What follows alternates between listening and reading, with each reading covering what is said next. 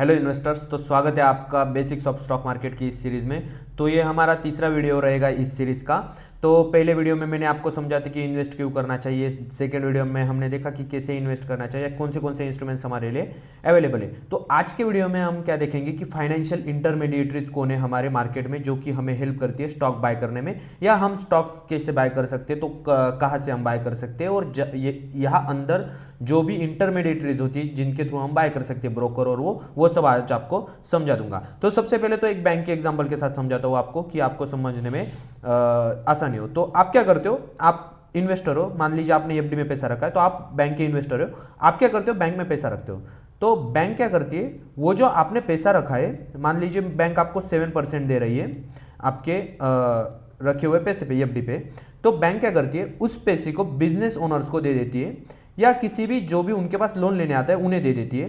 तो ये हो गए बैंक के लिए बोरोवर। तो इन्हें जो कंपनी पैसा देती है, यहाँ से कंपनी समझो, मान लीजिए लोन अगर बैंक दे रही है तो वो 9% में दिया, तो ये मीडियम वाला जो 2% रहता है, ये बैंक का प्रॉफिट रहता है। और ये हमारी एक इंटरमीडिएटरी होगी। मतलब क्या कि हम बैंक में पैसा रखेंगे और बैंक उस पैसे को आगे बांटेगी। तो ये जो हो गई बैंक, इस केस में क्या है, इंटरमीडिएटरी। मतलब क्या कि एक मिडल मैन का काम जो है बैंक कर रही है। ऐसे ही फाइनेंशियल मार्केट में भी इंटरमीडिएटरीज रहते हैं। तो वो इंटरमीडिएटरी कौन से रहते हैं वो हम अब देख लेंगे। ओके, तो सबसे पहले अगर हम देखें तो bank collect the money and lend to the others. मतलब आपने बैंक में पैसा रखा और आपने बाकी बैंक क्या करती है, बाकी ओनर कंपनी ओनर्स रहे, अगर कंपनी को लोन चाहिए तो कंपनी को दे देगी, होम वालों को लोन चाहिए, कार लोन जो भी होगी वहाँ से, और बैंक वहाँ से इंटरेस्ट कमाएगा। तो बैंक क्या हो गई, इंटरमीडिएटरी या मिडल मैन। ओके, तो ये आपको समझ में आ गया।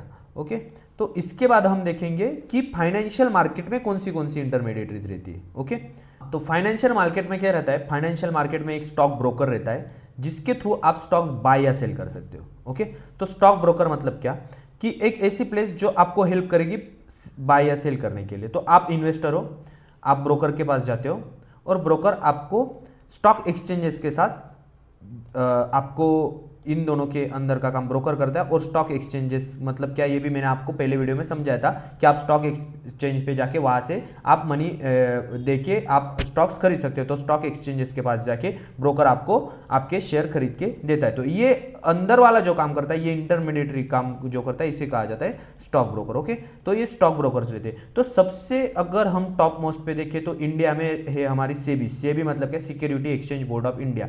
ये इसका काम क्या है कि मार्केट में सब अच्छी तरीके से चल रहा है या नहीं, ये सब सेबी हम पे नजर रखती है। अगर मान लो आपके साथ फ्रॉड हुआ या कुछ भी, अगर आपके मार्केट में अगर आपके साथ धोखा हुआ, तो आप सेबी के पास जाके आप वहां पे कंप्लेंट रजिस्टर करके आपका पैसा वापस ला सकते हो। या ये जो भी बॉडी रहती है, ये बॉडी पूरा मार्केट रेगुलेटेड अच्छी तरीके से चले, इसके लिए सेबी यहाँ पे ध्यान रखती है कि किसी भी तरह से रिटेल इन्वेस्टर को साथ धोखा ना हो और रिटेल इन्वेस्टर का लॉस ना हो, इसका काम देखती है सेबी। तो सेबी मतलब कि जैसे हमारी आरबीआई रहती है, बैंकों की बैंक कहते हैं हमें, जिसे आरबीआई बैंक्स ऑफ बैंक्स। मतलब आरबीआई का काम क्या है कि सब बैंक्स पे ध्यान रखना, कोई भी इलीगल ना हो, इसकी जो भी जिम्मेदारी रहती है वो आरबीआई की रहती है। वैसे ही हमारे मार्केट में रहती है सेबी, तो security exchange board of India.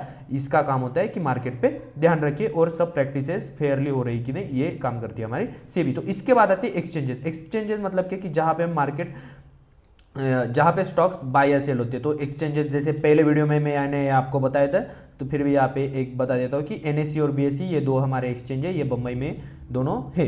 तो एक्सचेंजेस पे जहाँ पे क्या करते हैं, एक्सचेंजेस के साथ होते हैं ब्रोकर लिंक, और ब्रोकर के यहाँ से हम बाय या सेल कर सकते हैं स्टॉक। जैसे मैंने आपको पिछले स्लाइड में दिखाया कि ब्रोकर, तो ब्रोकर का काम क्या है, इस एक्सचेंजेस पे जाके, मतलब ये मार्केट प्लेस पे जाके, यहाँ पे बड़े अमाउंट में ट्रांजेक्शन्स होते हैं, तो यहाँ पे जाके हम हमारे ब्रोकर के साथ कनेक्ट हो सकते हैं और यहाँ से बाय या सेल हम हमारा स्टॉक कर सकते हैं। ओके, तो इसके बाद अगर हम देखें तो इसके लिए हमें क्या चाहिए होता है, एक डीमैट अकाउंट चाहिए होता है। तो हमें ब्रोकर मतलब क्या कि ब्रोकर के पास हमें एक डीमैट अकाउंट खोलना होता है। तो डीमैट अकाउंट मतलब क्या कि पहले क्या होता था कि पहले पेपर फॉर्म में आते थे, फिजिकल शेयर्स आते थे। देखो पहले फिजिकल शेयर्स आते थे, मतलब क्या कि एक पेपर दिया जाता था, उस पर लिखा रहता था कि आपने 10 शेयर से ओनर क्या है और ये सब लिखा हुआ होता था। लेकिन अब क्या हो गया है, अब सब ऑनलाइन की वजह से क्या हो गया है कि डीमटेरियलाइज शेयर भी हो गया। मतलब क्या कि आपके शेयर्स आपके डीमैट अकाउंट में होते हैं। तो एक अकाउंट होता है, जैसे आपका बैंक अकाउंट होता है, जैसे कि आप फोन पे पे आपके ऑनलाइन में नहीं होता है, वैसे आप कि ब्रोकर के पास आपका डीमटेरियलाइज फॉर्म मतलब डिजिटल फॉर्मेट में आपके शेयर्स की होल्डिंग होती है। तो आपको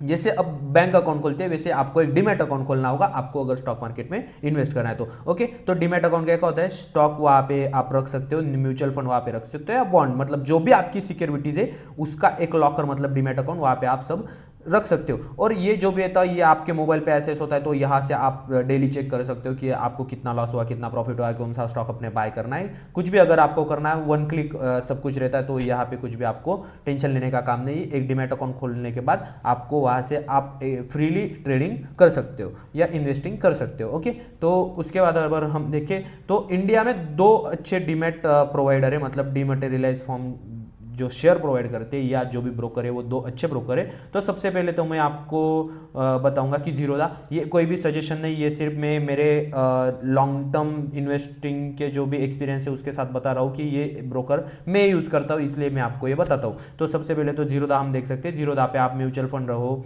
बॉन्ड रहो, आईपीओ रहो या स्टॉक, ये सब आप बाय सेल सब कर सकते हो। रीट्स भी आप यहाँ पे कर सकते हो, ग्रो पे भी आप ये सब कर सकते हो। तो ये कुछ नहीं, आपको सिर्फ इसका जीरोधा का काइट करके ऐप आता है, काइट आपको डाउनलोड कर लेना है और आपको जीरोधा की जो भी प्रोसेस होगी वो आप वहाँ से कर सकते हो। और इसका ग्रो करके ऐप आता है, ग्रो, तो ग्रो आप प्ले स्टोर पे जाके डाउनलोड कर सकते हो। वहाँ पे आप अपना अकाउंट बनाने के बाद आप आपकी इन्वेस्टमेंट स्टार्ट कर सकते हो। ओके, तो उसके बाद अगर हम देखें तो म्यूचुअल फंड और मनी ये भी इंटरमीडिएटरी रहते हो। तो म्यूचुअल फंड मतलब क्या, म्यूचुअल फंड और ईटीएफ फंड रहते हैं। तो ये क्या रहते हैं, म्यूचुअल फंड मतलब क्या कि एक प्रोफेशनल मैनेजर रहता है, उस प्रोफेशनल मैनेजर के पास आप आपका पैसा देते हो और ये प्रोफेशनल मैनेजर अब क्या करेगा, आपके बिहाफ पे अब ये आपका मनी मैनेज करेगा।